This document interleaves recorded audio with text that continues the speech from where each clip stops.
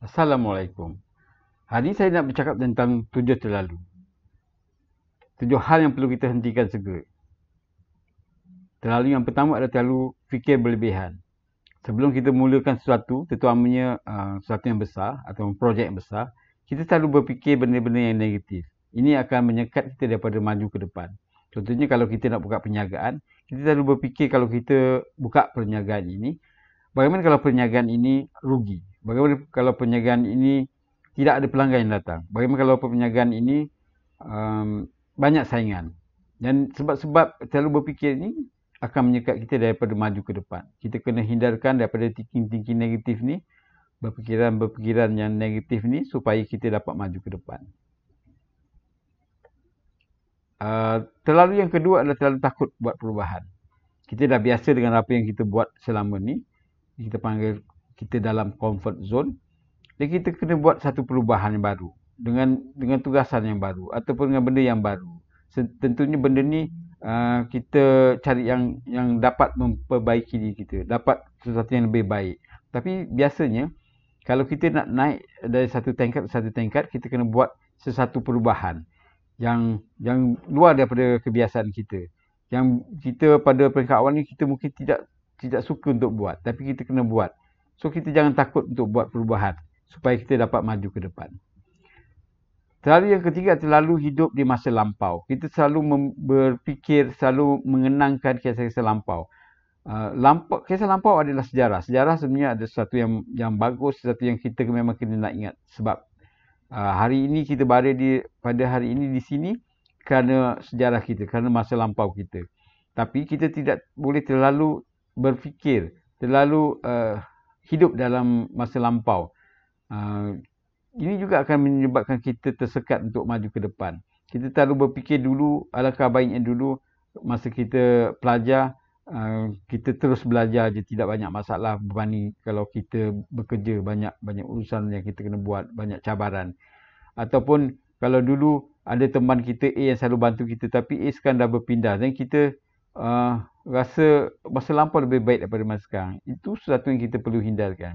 Kita kena ambil setiap pengalaman untuk kita hadapi masa depan yang lebih baik. Dan kita akan jadi yang lebih bagus. Tapi kalau kita terlampau hidup dalam masa lampau, kita akan ketinggalan. Yang keempat, terlalu menjaga hati orang. Bila dalam persaingan, kadang-kadang kita perlu mengambil peluang, mengambil tindakan yang kadang-kadang kita terpaksa menewaskan mungkin rakan-rakan karib kita. Dalam keadaan yang positif macam ini, persaingan perlu dan terlalu menjaga hati orang tak boleh. Contohnya kalau kita menang atau kita berjaya, bagaimana dengan rakan kita? Bagaimana hati mereka? Mungkin mereka kecewa. Benda ni sepatutnya tidak berlaku. Tapi dalam banyak hal dalam kehidupan kita memang kena menjaga hati orang. Ini hak jiran, hak kawan, hak orang ramai pada kita. Itu yang memang kita kena buat. Tetapi ada setengah-setengah keadaan atau keadaan tertentu bila mana ada pertandingan, perjuangan, masa tu kita perlu berjuang. Kita perlu bertanding untuk mendapat kejayaan. Kita tidak boleh terlalu menjaga hati orang lain. Yang kelima, terlalu takut untuk menjadi berbeza. Biasanya kalau kita nak maju, kita nak berjaya luar biasa, kita kena buat benda yang luar biasa juga. Bila kita buat benda yang luar biasa, kita akan nampak berbeza daripada rakan-rakan kita. Berbeza daripada orang sekeliling kita. Sebab kita memang nak berbeza. Memang kita nak jauh maju ke depan. Sebab tu, jangan takut untuk jadi berbeza. Kalau benda itu positif. Benda itu yang dapat memajukan kita. Terlalu yang keenam adalah terlalu fikir diri tiada hala tuju. Tak ada motif kita hidup. Tak ada purpose kita hidup. Kita bangun, kita dilahirkan. Kita bangun tidur. Kita bekerja. Kita balik kerja. That's it. Tak ada sumbangan yang kita boleh sumbangan pada masyarakat. Tapi sebenarnya benda ni tak betul. Setiap orang ada kekuatan dia. Setiap orang ada matlamat hidup dia, sebab tu kita dilahirkan. So mungkin hari ni kita belum jumpa lagi kekuatan kita ataupun kelebihan kita berbanding yang lain. Sebab tu kita kena grab semua opportunity. Sekali ada peluang, selagi ada peluang, selagi tu kita kena ambil.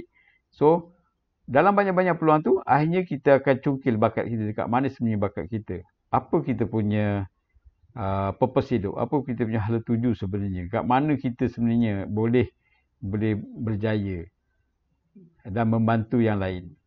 Yang ini kita kena start hindarkan berfikir yang kita hidup tanpa hala tuju. Yang ketujuh adalah terlalu fikir diri tidak cukup bagus. Ini juga yang boleh memusnahkan kita punya kejayaan di masa depan. Sebelum kita bertanding, kita dah rasa kita akan kalah.